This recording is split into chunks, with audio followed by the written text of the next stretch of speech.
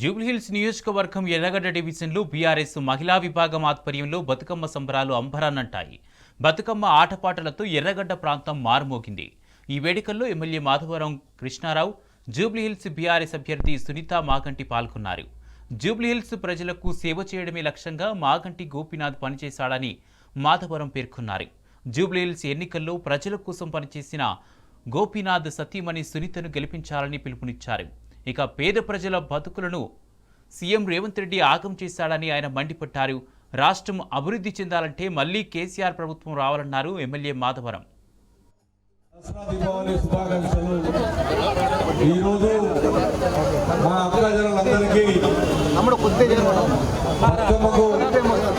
తెలంగాణ రాష్ట్రంలోనే ఈ బతుకమ్మ కార్యక్రమాన్ని ఘనంగా నిర్వహించుకునేటువంటి దేశంలో ఎక్కడైనా ఉంది అంటే అది ఒక తెలంగాణ రాష్ట్రంలో ఆడపడుచులు అక్కా చెల్లెళ్ళు ఒక బ్రహ్మాండమైన వాతావరణంలో ఈరోజు బతుకమ్మ కార్యక్రమం 9 రోజులు సద్దుల బతుకమ్మను శురు చేస్తే 9 రోజులు నవరాత్రుల దాకా కూడా బతుకమ్మ కార్యక్రమం నిర్ణయించినటువంటి మా అక్క చెల్లెళ్ళందరూ కూడా ఈ కార్యక్రమం పాల్పంచుకున్నటువంటి ఎర్రగడ్డ డివిజన్లో మీ అందరూ తెలుసు.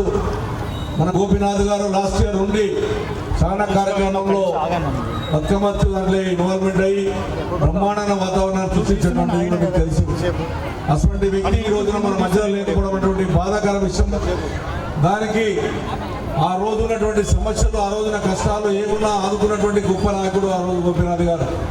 ఇటువంటి బతుకమ్మ పండుగ వస్తే ప్రతి దగ్గర ఆడపడుచుతోని ఆడపాటలతోని మీ అందరిని ఆనందపరిచే విధంగా కూడా ఆ రోజు గిఫ్ట్ల ద్వారా ఇవ్వడం జరిగింది.